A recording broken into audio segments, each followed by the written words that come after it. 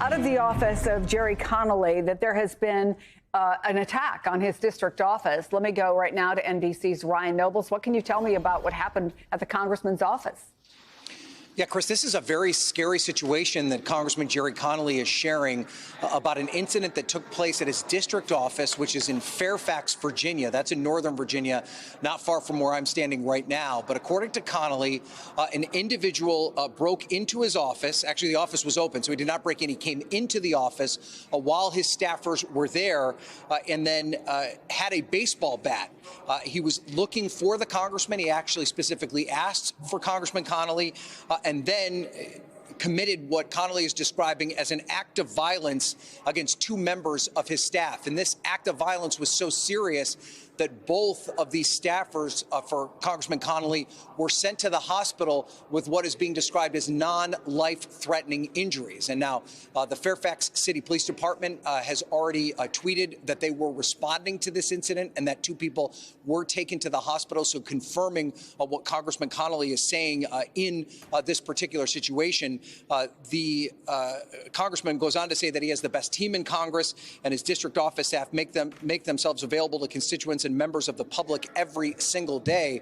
But Chris, this is an example of the increase that we've seen in threats against members of Congress and the actual acts of violence that happen against members of Congress and their staff as the polarization of politics becomes increasingly intense. We're seeing it play out in real time here today with this incident in Gerry Connolly's district office here in Northern Virginia. Chris? And for people who don't know, at least the district offices I have been in, and it's been a few years because I haven't been on the campaign trail, but honestly, that's what they're meant to do, right? They are open. They're meant for constituents to be able to come in, to have meetings, to ask questions or air their concerns.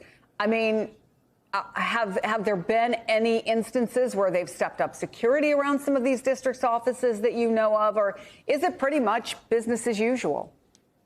Great question, Chris. And first of all, to your initial point, you're absolutely right that these constituent offices, these district offices, in many ways are the backbone of the work of any member of Congress. You know, they obviously deal with passing laws, but a big part of a congressman's responsibility is serving as an ombudsman to a certain extent to the federal government, helping constituents with things like veteran services, passport renewal, a wide range of issues that the federal government deals with. If you're having a hard time with the agency, often a member of the congressperson's staff can help you get that process moving forward. So they purposely have their offices as open as possible to the public so that they can deal with those issues. And to your second point, the answer is yes, because of this pop in the amount of threats against members of Congress. Capitol Police have been increasingly concerned about the vulnerability of members of Congress and their staffs in their district offices. They have increased funding to harden those particular places to allow for better security. And in some cases, members of Congress have reached into their own campaign and personal funds to pay for increased security on their own because it goes above and beyond their federal allocation. So, yes, this is something that members of Congress are certainly worried about. And what we're seeing happen here today in Northern Virginia is a real life example of that. And it is something that every member of Congress has to be concerned about.